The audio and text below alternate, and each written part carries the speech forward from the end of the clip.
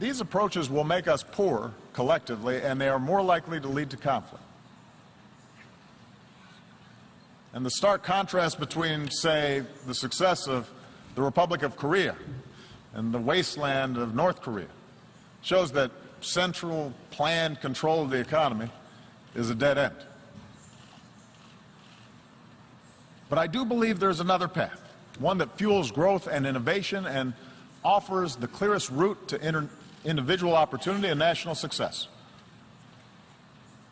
It does not require succumbing to a soulless capitalism that benefits only the few, but rather recognizes that economies are more successful when we close the gap between rich and poor, and growth is broadly based.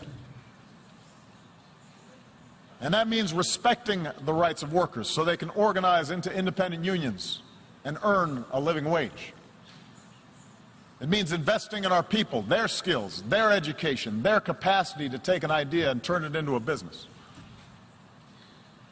It means strengthening the safety net that protects our people from hardship and allows them to take more risks, to look for a new job or start a new venture. These are the policies that I've pursued here in the United States, and with clear results. American businesses have created now 15 million new jobs.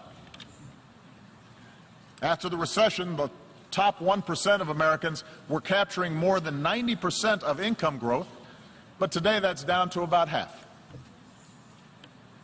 Last year, poverty in this country fell at the fastest rate in nearly 50 years. And with further investment in infrastructure and early childhood education and basic research, I'm confident that such progress will continue. So just as I've pursued these measures here at home, so has the United States worked with many nations to curb the excesses of capitalism, not to punish wealth, but to prevent repeated crises that can destroy it. That's why we've worked with other nations to create higher and clearer standards for banking and taxation. Because a society that asks less of oligarchs than ordinary citizens will rot from within.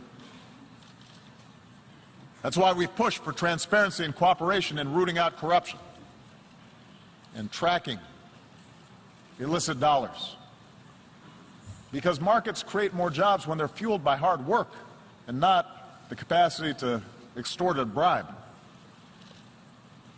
That's why we've worked to reach trade agreements that raise labor standards and raise environmental standards, as we've done with the Trans-Pacific Partnership, so that the benefits are more broadly shared.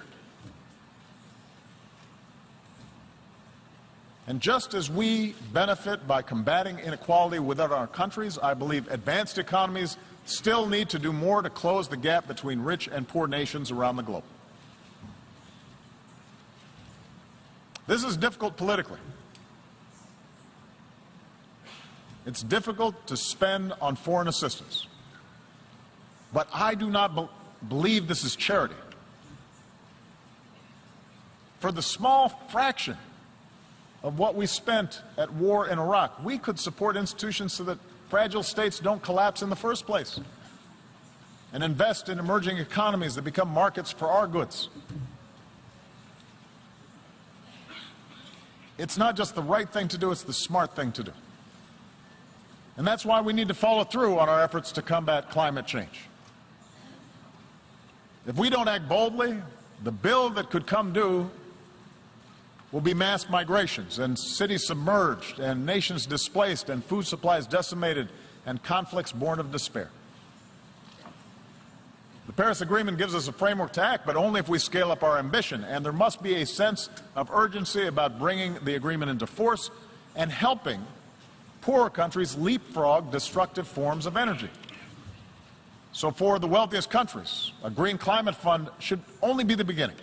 We need to invest in research and provide market incentives to develop new technologies and then make these technologies accessible and affordable for poorer countries. And only then can we continue lifting all people up from poverty without condemning our children to a planet beyond their capacity to repair. So, we need new models for the global marketplace. models that are inclusive and sustainable. And in the same way, we need models of governance that are inclusive and accountable to ordinary people. I recognize not every country in this hall is going to follow the same model of governance. I do not think that America can or should impose our system of government on other countries. But there appears to be a growing contest between authoritarianism and liberalism right now. And I want everybody to understand, I am not neutral in that contest. I believe in a liberal political order. An order built not just through elections and representative government, but also through respect for human rights and civil society and independent judiciaries and the rule of law. I know that some countries which now recognize the power of free markets still reject the model of free societies. And perhaps those of us who have been promoting democracy feel somewhat discouraged since the end of the Cold War, because we've learned that liberal democracy will not just wash across the globe in a single wave. It turns out building accountable institutions is hard work, the work of generations. The gains are often fragile. Sometimes we take one step forward and then two steps back. In countries held together by borders drawn by colonial powers, with ethnic enclaves and tribal divisions, politics and elections can sometimes appear to be a zero-sum game. And so, given the difficulty in forging true democracy in the face of these pressures, it's no surprise that some argue the future favors the strong man, a top-down model, rather than strong democratic institutions.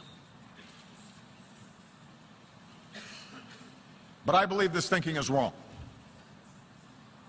I believe the road of true democracy remains the better path. I believe that in the 21st century, economies can only grow to a certain point until they need to open up, because entrepreneurs need to access information in order to invent. Young people need a global education in order to thrive. Independent media needs to check the abuses of power. Without this evolution, ultimately expectations of people will not be met. Suppression and stagnation will set in. And history shows that strong men are then left with two paths: permanent crackdown, which sparks strife at home, or scapegoating enemies abroad, which can lead to war. Now, I will admit, my belief that governments serve the individual and not the other way around is shaped by America's story. Our nation began with a promise of freedom that applied only to the few, but because of our democratic Constitution, because of our Bill of Rights, because of our ideals, ordinary people were able to organize and march and protest, and ultimately those ideals won out. Opened doors for women and minorities and workers in ways that made our economy more productive and turned our diversity into a strength. That gave innovators the chance to transform every area of human endeavor. That made it possible for someone like me to be elected President of the United States. So yes, my views are shaped by the specific experiences of America, but I do not think this story is unique to America. Look at the transformation